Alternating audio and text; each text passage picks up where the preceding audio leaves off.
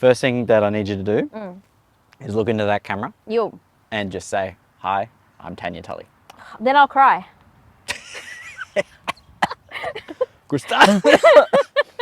That's what'll happen. I'll be like, I'm so bad. My name means so much to me. I can't do that. Just intro me, Mike. Like you just no. Okay. Hi, I'm Tanya Tully. Fuck, you looked really happy when you did that too. I know. I'm so. Welcome to Cool People. This episode is a really special one.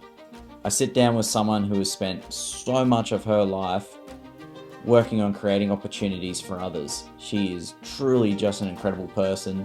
She has worked tirelessly in the rugby league community in the north, and she has some incredible stories to tell. So I hope you enjoy this one.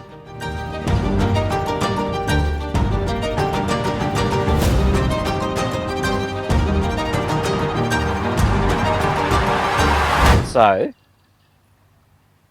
give me your elevator pitch of who you are, where you're from, and your family. Where I'm from. So, born in Australia. I grew up in PNG. Moved to Cairns when I was 16. So the majority of my schooling in PNG. Mum's family, up there we were called mixed race. So her cultural heritage is Cook Islands, Papua New Guinea, some English and some Indian. And then Dad's family are like German Australian. So yeah, lived up there, moved to Gordonvale, been in Cairns ever since. So nearly 30 years in Cairns. It's also your birthday. It's my birthday. I'm a Scorpio. She and I have came 3 and did kids. this on her birthday, not my fault. Yeah, nah. So I've got 3 girls. Married my husband in 2004. We met in high school, so we're high school sweethearts. 3 girls. Eldest one is 17 on Sunday. So all I wanted was to have my first child before I was 30. Turned 30, had her 4 days later. So she's ruined that for the rest of my life. And 3 girls and a husband, 3 dogs. So before I start digging, run me through your background in rugby league in the north. So initially just a spectator. When my then boyfriend, now husband, played for Southern Suburbs. Used to follow him around and watch him like a proper wag. And then in 2014, the QRL advertised that they were going to start a junior club at White Rock, and they were holding the inaugural AGM. So my husband was like, I'm going to be a coach, let's go. Dragged the 3 girls there. Layla would have been like 10 months old at the time. And then Dave Maiden, who was working in Northern Region at that point in time, was like, we need a secretary. And my husband was like, you need to be the secretary because I need to coach. So that's kind of how that evolved. I did that for 5 years. So that was February specifically of 2014. So hence the start of the journey. So yeah. Interesting that you bring up Dave Maiden, because I've spoken to many people throughout the rugby league community that have interacted. You really deep dive. Oh yeah, I try to. Okay.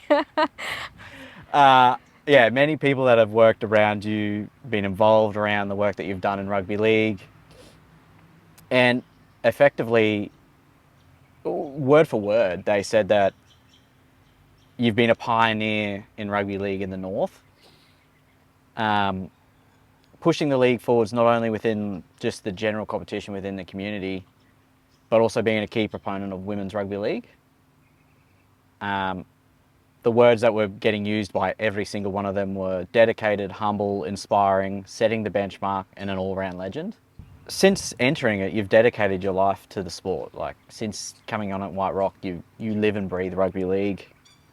You have been so integral to creating opportunities for young kids to enter the league, and also being such a key player in developing the pathway for women's rugby league. So how do you feel when you hear this? Because I guess I know, for context for other people, I've worked with you and around you for a couple of years now, but I feel like the reason why I wanted to do this is because I wanted to talk to you about this stuff, and that hopefully you hear how appreciated and how important you are to the region.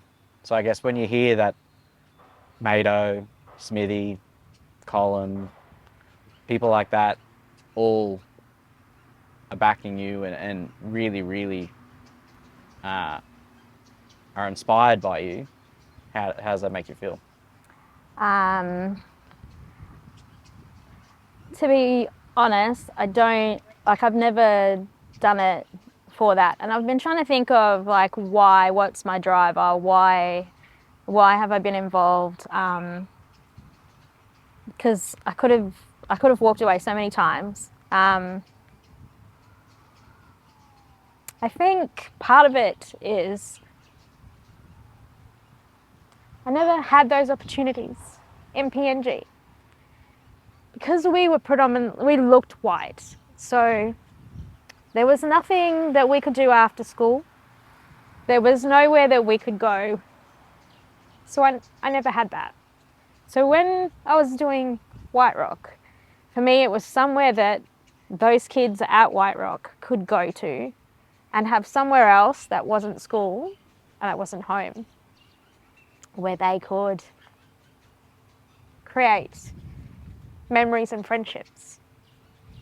I don't know if I would have ever played rugby league if I was a kid, if it was available to me, but just the opportunity, I think, because we didn't have a lot of opportunity in PNG. Like, we moved to Australia because of the security and because I was at an age where I was approaching year 11 and 12, and for me to progress in life, as Dad said, we needed to come here so that I could go to university and have more opportunity.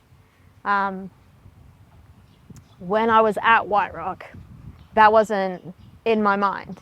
So I've only just come to realise that since you sent me those stinking questions. But I think that's why. And then my time at White Rock was like 5 years, was hard. My girls didn't play. And my husband only coached for a year and a half because it was too much.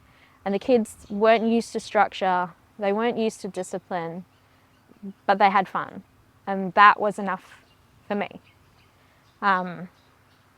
When the girls started playing, because we kind of pushed to have a girls' competition because there were so many girls in Cairns that once they hit 13, they couldn't play anymore. And we had some really talented players. Geordie Mahendra Raja, who's now in Townsville, Kayla Ward, who has come through the Pride system, played Harvey Norman. She was our first Harvey Norman 19s captain, and she's played BMD this year. Girls like Layla Geck, who were playing under 10s, had to stop playing when they turned 12. They couldn't play from 13s onwards. So for me, it was like, why did the boys have that opportunity but the girls don't? So that was kind of part of it as well, because we had some really amazing female players, like young girls that were playing footy. And I got involved with Cairns Rep as a first aid officer. Because I was meant to be a nurse, but I never finished that because I had kids and had a family and just life got in the way. But I used to go away with the Cairns Rep teams down to Townsville. We'd play in the FNQ Champs, and then we'd go to Marlins. And my first year in Marlins was, I think it was 2016, and we went to Toowoomba. And Emma Mandelman was in the under-16s in that team. So to see her come through, even though she played in Mackay, to see her come through and have a touch point in part of her journey to playing NRLW, that's ridiculous. So any touch point that I've had, even first aid wise or otherwise, it's kind of been, it's nice to know that in some way I've been on part of that journey with them, if that makes sense. So yeah, when people say that sort of stuff, it makes me uncomfortable. I don't like hearing it because that's not why I do it. With you saying, talking about just having that impact on those players that are reaching an NRL level, creating those pathways and opportunities for young girls to actually play football. When I was talking to Dave Maiden, he mentioned that your role within the Northern Pride has become a template effectively of how they see that role. Like the operations manager role has, from what I can gather, was just sort of a role that didn't really have a place in the organisations. It didn't really find its home until you were in it. And talking to Gareth from the Pride, you've been a pioneer for not only the role but women in that role, because it just didn't exist for any female applicants. It just didn't. It wasn't a thing. Yeah. But you've taken that a whole nother level where you are now considered the gold standard because of the hard work that you put in, because of your dedication, because of your commitment to pathways with juniors and women in league. What did you do in that role differently to get it to where you are? Like, what is the difference? Is it the personal driver? The difference is I've got OCD and I'm a complete control freak. No, so I remember when I applied for the role, because in my mind, so I was working at the QRL at that stage, and I'd been there for about 3.5 years, and I started off in a club support role, which I absolutely loved because it was a little bit of admin, but then it was also getting out into the clubs and helping the volunteers, which is how I started in the game. So for me, that was just giving back. And being paid to do that was just the cherry on top, because then I could give to the volunteers coming through like what I learnt from those 5 years at White Rock, because it wasn't easy, but I don't think I'd ever not to do it again. But when I interviewed for that role, I remember Gareth saying to me, you're going to come up against it, because there's a lot of people that don't think a female is capable of doing that role. And I was kind of like, well, why not? Like, why not? And I think it's nearly 5 years now. So at that point in time, a lot of emphasis, I think, was placed on the recruitment of players and the retention of players and signing players, and not a lot of emphasis was placed on like the actual operational part of how a club or how a team should function. And me being me, like, I've got to know the ins and outs. I've got to know every little detail of everything. And then me being me, I like to make a game of something. So if there's a way of doing it, there's got to be an easier way of doing it. So I'm always looking for, how can I improve on this? How can I make this a little bit easier? How can I not put in the amount of work that is required to get the same result? Like, I just need to do things easier or smoother. And I think that role specifically, I remember when I started, I had 4 days handover straight into my first home game, which wasn't a shock, because I'd already done 5 years of ground managing with the QRL before that, with Northern Pride. So I was a ground manager for 5 years. And I used to turn up and set everything up. So I kind of knew that part of it. And like, I can't not know everything, except to the point now where I'm like, I don't need to know that. It's not football. I'm not interested, because otherwise I'll create a monster. But yeah, for me, it's about building efficiencies. I see my role specifically at the Northern Pride as, so Gareth tells me I'm the boss off the grass, but if I'm doing my job well, the only thing my coach needs to do is coach.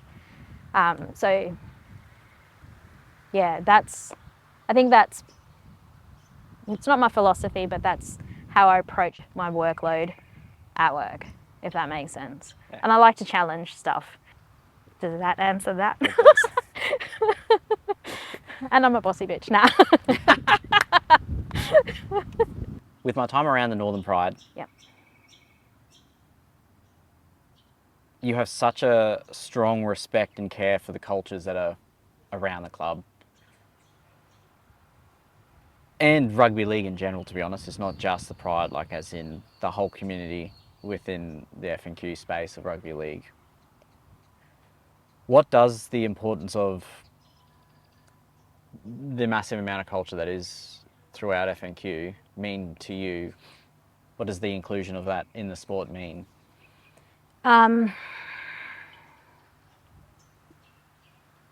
So with my time at White Rock, coming through the juniors, and then time at the QRL, working with the senior clubs as well, because I didn't really have a lot to do with the seniors, but I knew that my junior players would eventually end up playing seniors if that's what they chose to do. And then historically, like from my experience in and around the Northern Pride, so my first experience with Northern Pride was obviously 2014. We had a player come out to do our jersey presentation for us. And it was round 6 and we were playing at Ivanhoe's. And I didn't think he would turn up, but he did. He turned up and he presented the under-12s with their jerseys. And to see them react to him, because he was a big front rower, and go, and like from then I knew that was the pathway for our juniors.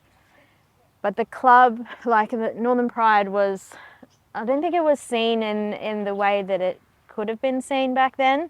I remember like I was at my parents' house in Ipswich in the September, and I was cooking dinner in the kitchen and the TV was on and the Q Cup Grand Final was playing and Northern Pride were playing. And I remember hearing the commentators talking about Northern Pride coming from Cairns. And I was like, holy shit, that's our team. So from then I was kind of like, why don't people like them? Why, like what's, if that's our pathway for our little ones to the NRL, why isn't there that love for them? And I know there was love because they won that year. They won the grand final, and they were very successful, but there was always that kind of, oh, Northern Pride is shit, especially like at the junior meetings, because I used to go and sit in on the junior meetings and I'd go, why don't you get some Pride players out? Oh, they never fucking come. Oh, sorry. They never come. Do you know what I mean? And I'm like, well, why not? So, and I think like they approached me in 2015 to see if we wanted to clean the grandstand after the home games. And they were like, we'll pay you $500 a game. And I was like, holy crap, $500 is a shit ton of money for a little junior club. So I rallied my volunteers and I rallied the kids, and the kids would walk through the grandstand picking up the rubbish. And the parents would come through the grandstand picking up all the rubbish. We'd clean all the toilets and they'd pay us $500. So for me, it was like a culture of work. Like you work hard, you get something for it. So that's what we kind of tried to instill in our club, like in our juniors. And that's kind of the same, one of the same values that we have at the Northern Pride now. You're not entitled. Like you work for what you get. So I think like when I started at the Northern Pride in 2022 with Gareth, we talked about club values, because before that I was involved as an FAO with like the Pathways teams, and then with Cup, I was the FAO Cup in, well, FAO in 2021, like for the 22 season, and then stepped into this role in the March. So I wasn't allowed to do that anymore because I had to just do ops. But like I remember Gareth introducing the values, and I was like, well, that's how you build a culture. That's how you attract good people to your club, and that's how you become a strong club. So for that first, I'm going to say the first 2 years, that's what we did. Like we worked our asses off and we enforced our values with the playing group, and Ty drove that and Gareth drove that, and like we were united on that front, and it was driven from the top down, and the boys, like, they just embraced it, because at that stage we still had the Colts and they embraced it. And I think for me it takes a lot of humility to understand what values are because no one is bigger than the club. So I think the driving force, like for me, has always been to make or to get the broader community, whether it's FNQRL, QRL, just Cairns in general, just to not respect but just appreciate what we have, and to know that we're not entitled, we're all still human, and we're that next step to the NRL. So I don't know if that's answered your question, but Yeah. I think off the back of that too, like something that's really like I've enjoyed watching and being a part of is the, to seem a little bit silly in saying it, but the culture of culture. So things like the Mat yes, culture night, yes, how much local culture means to the club and the community, further community, all the cultures that are further, you know, Yeah. spread from just Cairns. and that's the thing, like our club is so culturally diverse. Even just our footprint is so culturally diverse, and you cannot, like, you can't be vanilla, you can't be mainstream. Like, every single individual that comes to this club contributes in some capacity. So, like when I grew up in PNG, like I went to an international primary school. So we had kids from Japan, China, India. Like we had local kids, we had white kids, we had Americans, we had Kiwis. Like our schools were like a little United Nations of cultures. And we used to have cultural like festivals and stuff where we'd celebrate food and dance and costume. So it just, I think it probably takes me back to there as well, where everyone was celebrated regardless of their cultural background or what they look like, because that's how I was raised. Like everyone's equal, so like yeah, no one's better than anyone else at our club. So this year, I guess I spoke about it with Layla, but the pathway became real for women's rugby league. It meant that a young girl in school can literally play from Cairns and end up in the NRL. You've been so heavily involved and being a proponent of pushing that forwards in the region. How'd it feel to see it actually come to, like it's here? Yeah, I don't want to say surreal because I hate that stinking word. I really hate it, but and it. I think to see someone like Layla Geck, who I've known since she was in under 10s, because I remember coaching against her and thinking, this kid can play. Like, that's ridiculous that she has that sort of skill set at under 10s. And to see her and to be part of her journey now, because I remember when she wasn't old enough to be in the Harvey Norman 19s, but she would still come to training and she would like sit there and participate and like on her own bat, and then to be part of the 19s, the Harvey Norman 19s, and then to step into that BMD space. And we've got ladies like Kim Hunt that are coming back to Cairns to be able to play for us and represent their communities and our footprint. And Jenny Sue, like to play at the highest level and then come back and play for home is ridiculous. I think I'm glad that I was part of that. I think the biggest driver for me, because the men, like I consider them A-grade men for our competition. And if these BMD ladies are our A-grade ladies, I know they may not have played in the comp yet, but they deserve the same amount of respect, the same amount of accessibility that the men have. Because for me, it's equal. It's an equal playing field now, finally, for the first time since like forever. So, and oh, this sounds so bad, but to be able to have a BMD team before the Blackhawks did was so good. Cairns! So good. Got it up on Townsville. So yeah, so to be able to see those girls, like they can now see, because I remember my first year of Marlins, Tallulah Tillett was playing in the under 16 Marlins girls, and they actually played. They had the NQ champs in Cairns. I think it was 2014, and she played there, and I was like, wow, she is really good. And to now have her playing NRL W and coming back and playing BMD for us, like that's ridiculous. Yep. That's mad. It's sick. So, yeah, it's nice. I didn't do all of it, but it's nice to have a touch point in it. Yeah. Being at the Pride and seeing you genuinely care for these players.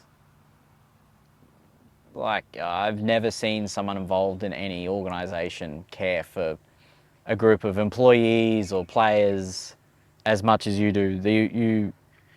You check in on them, you help them with so many little personal things that barely have anything to do with the sport. You know, you might help them with passports, you might help with so many different things. And you may think this one's going to be a real heartfelt one, but you're going to laugh at me for this. I struggle with the turnover. Yeah. I don't want them to leave. Okay. How do you do it? Yeah. Because it sucks at the end of each year, these people that you've built relationships with. Yeah. And for you, sometimes for many, like multiple years. So how do you do it? How do you handle seeing people that you've built this relationship for a couple of years or 1 year move to another club? Like, it's something that I struggle with. Yeah. What do you do? Give me your wisdom. So, it doesn't get easy. The end of season 2024 was probably the hardest for me because we had players like TCD, Leaf, Ewan Moore, Willie P, and they'd been with us for like 2 or 3 years. And the first thing Gareth ever said to me was, "We don't fall in love with players." But you can't not fall in love with players. They're all great people. 100%. At the end of 2022, Nick Luitoso got an NRL contract. And I think that was my first heartbreak. Because I was like, no, because at the top end of like 2020, I remember sitting in the boardroom at the Northern Pride office with Shy Bird, who was the operations manager back then. And he was like, "Oh, I need to do a clearance for Nick Luitoso."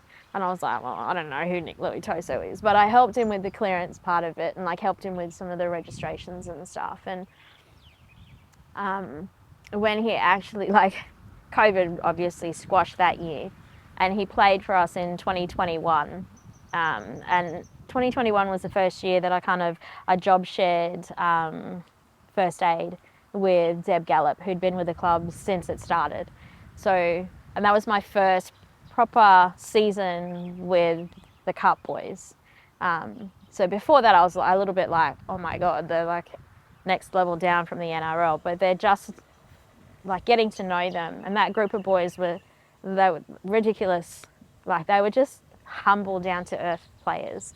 And that was my first season getting to know them. When Nick left in 2022, I was heartbroken. I was like, nope, it's not fair. This is bullshit. Why are the NRL taking our players? Because I didn't understand. Since then, we're a pathway club.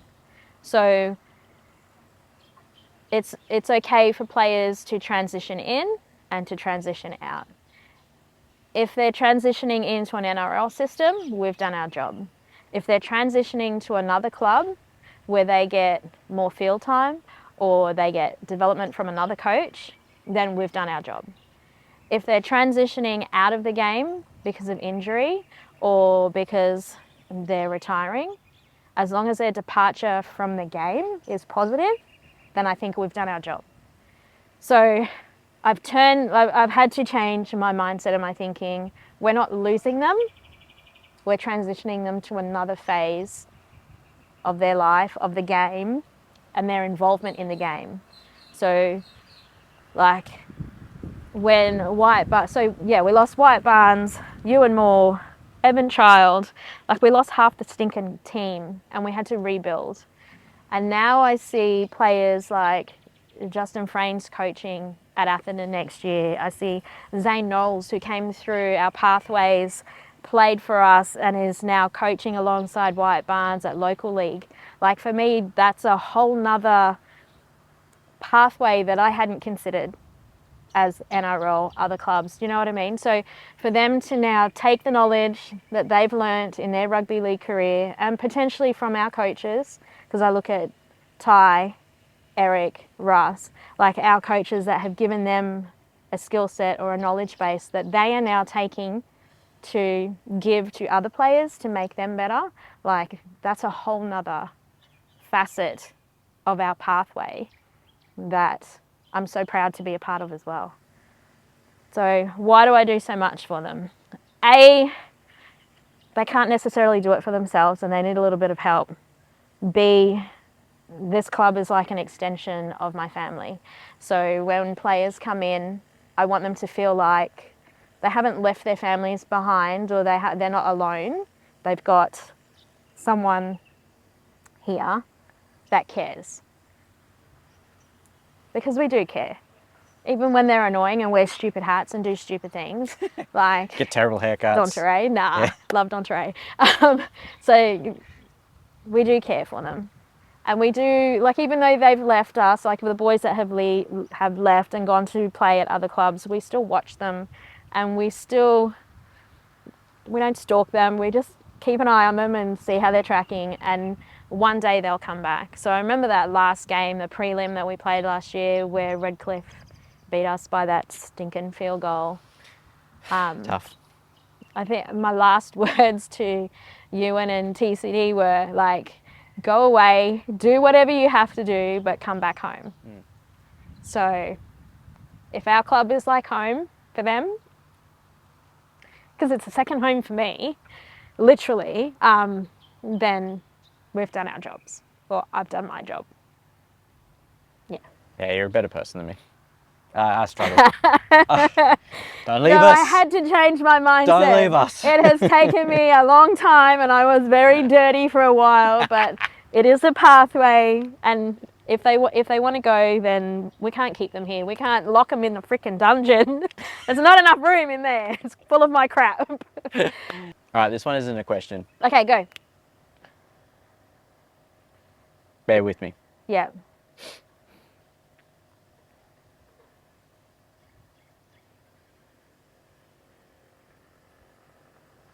I have genuinely the highest level of respect for you. You are such an incredible person who is so bloody committed to helping others. My eyes are dry. You are the glue that holds the Northern Pride together. And every single person in that club not only respects you, but truly appreciates what you do for them. And I know you fucking hate the spotlight. I'm so glad you did this.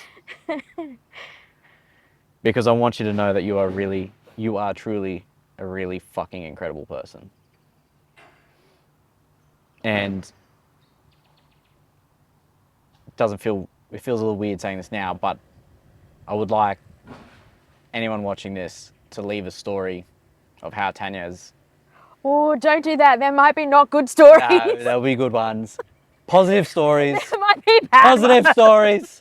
There might be ones where Positive. Tanya strapped me at a carnival and she was like, I'm not strapping you till you say please. Positive stories of how she's impacted your life in rugby league, because I think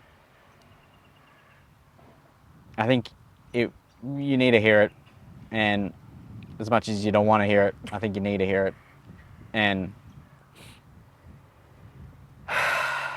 yeah, you are just such a legend, and I'm very appreciative to be able to meet you and work alongside you and call you my friend.